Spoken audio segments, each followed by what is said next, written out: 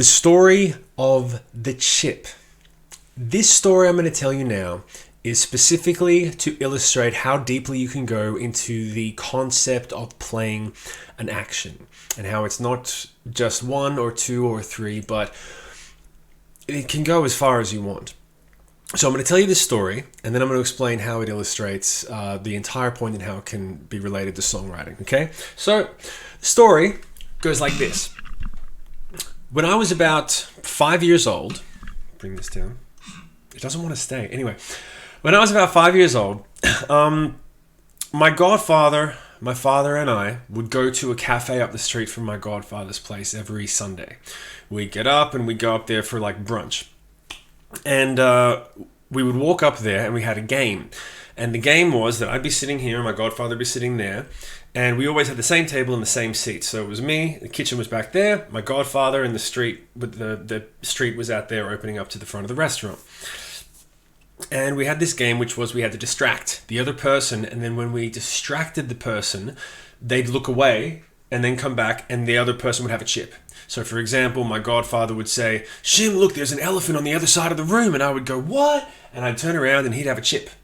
And I would go, "Oh." And then I would do something like, "Max, there's a dinosaur behind you." And he would go, "Really?" He'd count to three in his head. 1, 2, 3, come back. And I'd have a chip. And he'd go, "Oh, you got me." And so every week we would play this silly game when our chips would come out. We'd get a burger or a sandwich and some chips. And we'd play this game. And every week, Max would make it a little bit harder. And it got to the point where he would be like, "Shim, there's an elephant behind you."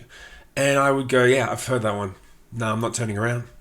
And I would go, "Max, there's an elephant behind you." And he said, "There's the same elephant as last week? Same dinosaur as last week?" And I would go, "Oh."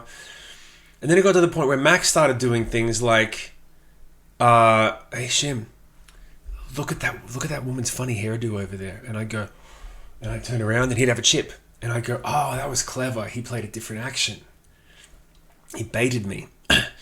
And so I started doing things like, "Max, there's a robber right behind you. Someone's robbing the cafe." And Max would go, "Really, a robber?" And no one else is reacting to this robber. He's like, no one can see it but me. You have to turn around right now." And Max would go, "All right, you're committed. That's pretty clean. Like, you're really selling it." All right, he'd turn around, 1, 2, 3, come back, and I'd have a chip, and he'd go, "Oh." But after a while, he wouldn't budge. He would not move. I'd say, "Max, there's a guy with a gun pointed at your head right now." And he would go, "Really? At my head? I can't even feel it." It was like, "No, you have to turn around right now." And he'd say, "I'm not turning around. It's not working." I tried everything.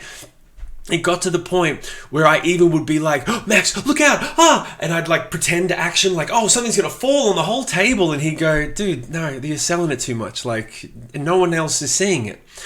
So after a while, I got really frustrated. Really, I was like, I can't play a clean action to get my objective. And so I was like, how am I going to, I've blown it. I've blown all my ideas. So the next week, on Saturday night, I went to bed and I woke up the next morning and I dragged my feet out of bed and we had like breakfast and I was really quiet. And he was like, "What's the matter with you?" I was like, "Nothing." And we kept eating and they were talking. And I was really quiet all morning. And he said, "Did you have a bad dream or something? You're really quiet. Is everything all right?" And I said, "No, I'm fine. I'm fine. Just nothing, okay? Nothing."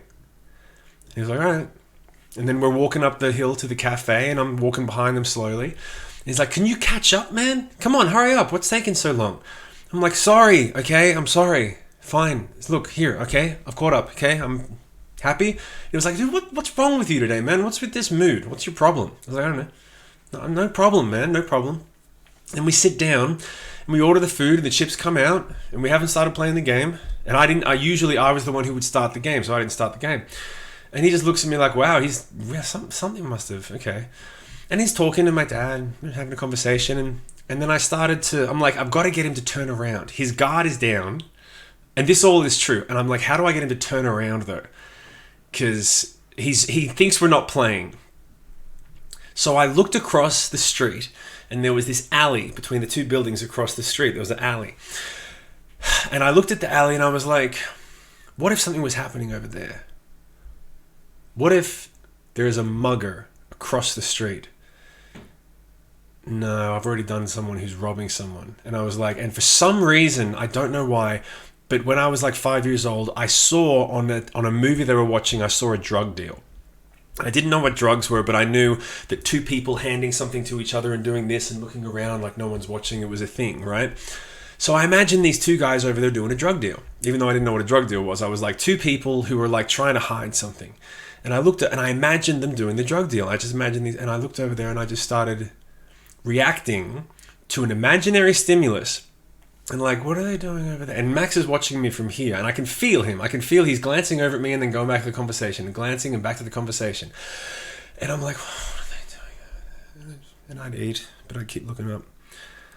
And I can feel Max glancing at me. He's looking over, and he's like, what are you looking at? And he keeps talking, and I keep looking.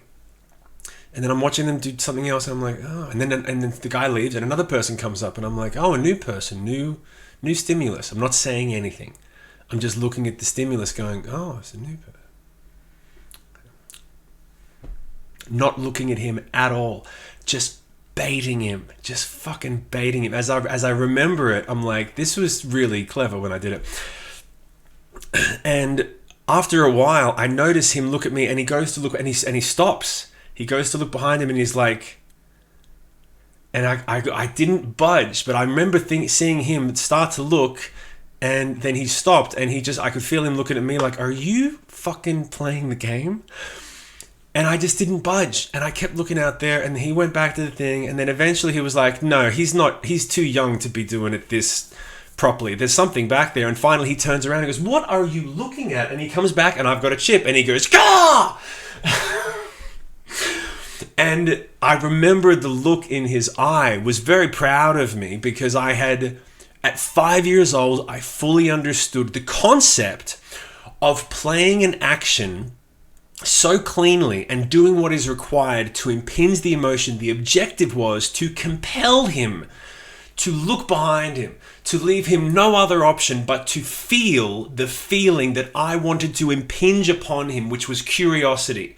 I was like, he has to be compelled with curiosity to turn around. I cannot force him. I cannot make it happen. I have to make it rise up within him. I have to do things and play actions that cause the curiosity to rise up, because that's the only thing left that I can think of. Or he's so curious to go, what could possibly be behind there?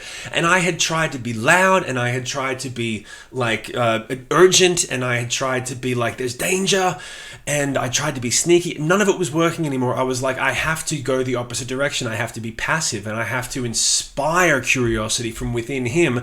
So I have to create an entire world and then welcome him into it. I have to create an entire reality that doesn't exist and force him to be compelled to join me in that reality, so that I can impinge the emotion, so that I can get my objective, which is a chip. And that one lesson, ironically, created a monster, because I realized when I was 5, I can get anyone to do anything. I just have to figure out which buttons to push, and how much do I need to alter reality to get what I want. And when you give that, it's ultimate manipulation. And I didn't have any wholesome objective yet. I didn't have a reason to manipulate people. I just was like, well, when I want stuff, I'll just make them give it to me. When I want toys, I'll play a victim. Or when I want attention, I'll fucking learn how to act and dance or whatever. It all came from a bit of a weird, childish place. But the point is that you can go as far as you want, and there is no limit to the choices that you can take to impinge the emotion from within someone. And so when it comes to songwriting, you can say, I want to make the audience member feel this. I want them to feel this thing, right? And when you write your song or your line or your verse or your word, any piece, if it doesn't land, you just try something else. And you try something else. And I tell you, when you land it, there is no better satisfaction. The difference is that when I played that emotion on my Godfather that day, my objective was to get a chip. I got the response that I want, which was to taste that chip in my mouth. And it was the best tasting chip I had ever had. The difference is that when you write a song and you impinge the emotion correctly, the song lives forever. So that's why it is worth working towards this goal, because it doesn't matter how long it takes you to get there. Once it is written, it cannot be unwritten. Once it exists, and it is of service to everyone who will ever hear it.